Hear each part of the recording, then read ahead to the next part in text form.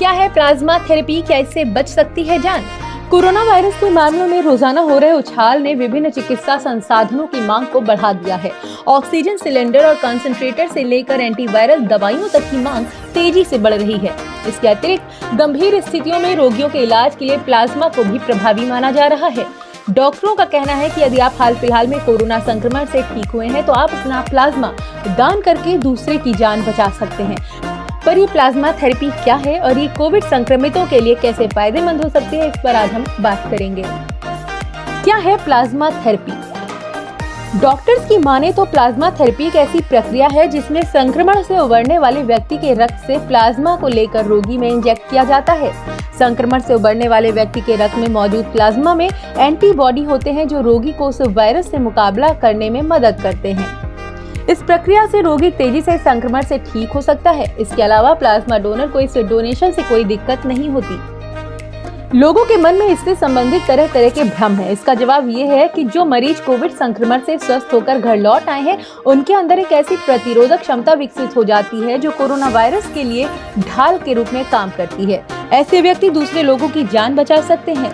ठीक होने के 14 दिन बाद और अधिकतम 4 महीने तक कई बार आप प्लाज्मा दान कर सकते हैं। प्लाज्मा डोनेशन के लिए खाली पेट ना जाएं। ध्यान रहे, डोनेशन के 48 घंटे तक शराब का सेवन नहीं किया जाना चाहिए। इसके अलावा उस व्यक्ति की कोई एंटीबायोटिक दवाएं ना चल रही हो। प्लाज्मा डोनेट करने के 2 हफ्ते बाद फिर से आप डोनेट कर सकते हैं, लेकिन इसके लिए पूरी दोबारा से जांच की जाती है।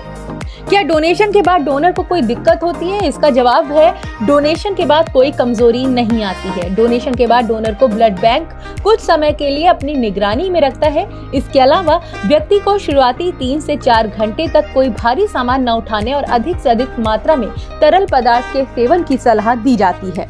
डायबिटिक रोगी जो इंसुलिन ले रहे हैं वो प्लाज्मा डोनेट नहीं कर सकते हैं। इसके अलावा जिन लोगों को पहले से कोई क्रोनिक बीमारी है वो लोग भी प्लाज्मा डोनेट नहीं कर सकते। प्लाज्मा डोनेशन से पहले इन बातों को जान लें। अगर आप प्लाज्मा डोनेट करने जा रहे हैं तो कुछ बातों का ध्यान रखना जरूरी है।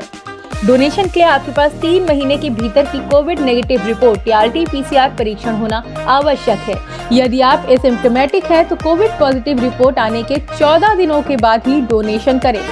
वहीं यदि आप में कोरोना के लक्षण थे तो इससे ठीक हो जाने के 14 दिनों के बाद आप डोनेशन कर सकते हैं। जिन लोगों का टीकाकरण हो चुका है वो टीकाकरण की तारीख से 28 दिनों के बाद डोनेशन कर सकते हैं।